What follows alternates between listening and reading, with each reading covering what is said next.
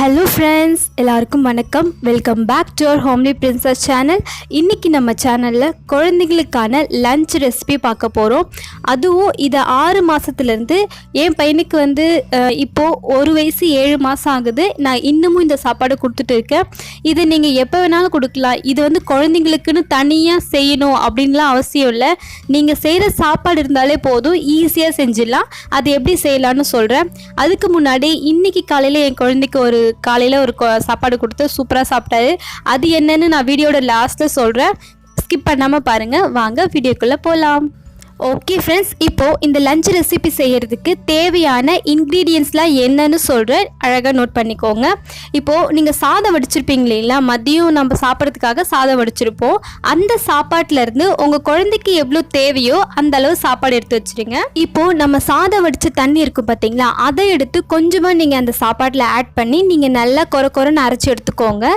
தேவைப்பட்டால் நம்ம அரைச்சதுக்கு அப்புறமா நம்ம கொஞ்சம் சூடான தண்ணி எடுத்து அதில் ஊற்றிக்கலாம். ஓகேங்களா?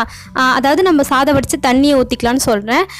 ஒருவேளை 1 வயசு குழந்தைக்கு கீழே இருந்தாங்கன்னா, நீங்கள் இப்போ தான் சாப்பாடு ஊட்டவே நாங்கள் ஸ்டார்ட் பண்ணியிருக்கோம் அப்படின்னு சொன்னிங்கன்னா, நீங்கள் நல்லா கூழ் மாதிரி கூட அரைச்சிக்கலாம். ஒன்றும் பிரச்சனை இல்லை.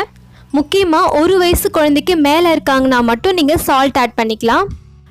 ஓகே, இப்போ நம்ம அரைச்சி எடுத்ததுக்கப்புறமா இதில் 2லேருந்து ஒரு 3 ஸ்பூன் நெய் ஆட் பண்ணுங்கள். இதில் ஹைலைட்டே பார்த்தீங்கன்னா நெய் தான். ஸோ நீங்கள் நெய் தாராளமாக யூஸ் பண்ணலாம். அது குழந்தைங்களுக்கும் நல்லது.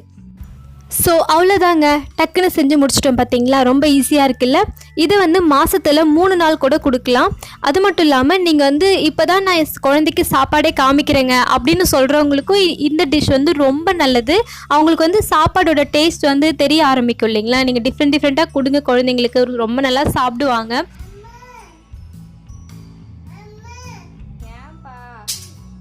ஓகே ஃப்ரெண்ட்ஸ், இந்த நெய் சாப்பாட்டை உங்கள் குழந்தைக்கு கொடுங்க, ரொம்ப நல்லா சாப்பிடுவாங்க. அடுத்து நான் என் குழந்தைக்கு இன்றைக்கி காலையில் ஒரு சாப்பாடு கொடுத்தேன்னு சொன்னேன்னு பார்த்தீங்களா, அது என்னன்னு சொல்கிறேன். இதாங்க, இன்றைக்கி என் பையன் கூழ் குடித்தான். ரொம்ப நல்ல ஹெல்த்தியான சாப்பாடு இல்லைங்களா. இது உங்களுக்கே தெரியும், நான் சொல்லணும்னு இல்லை. நம்ம இது மாதிரிலாம் குழந்தைங்களுக்கு கொடுத்து பழக்கப்படுத்தினா தான் அவங்களுக்கு எல்லா டேஸ்ட்டும் எல்லா சத்தும் அவங்க உடம்புல போய் சேரும். இதை சாப்பிட மாட்டான், அதை சாப்பிட மாட்டான் நம்மளே சொல்லி குழந்தைங்களுக்கான சாப்பாடை தடுக்கக்கூடாது. நிறைய கொடுங்க, நிறைய ஹெல்த்தியான சாப்பாடு கொடுங்க. ஓகே ஃப்ரெண்ட்ஸ், நம்ம சேனல் வீடியோஸ் உங்களுக்கு எல்லாமே பிடிச்சிருந்தா ப்ளீஸ் சப்ஸ்கிரைப் பண்ணுங்கள். இந்த வீடியோஸை உங்கள் ஃப்ரெண்ட்ஸ்க்கும் ஷேர் பண்ணிவிடுங்க. ஓகே, பாய்.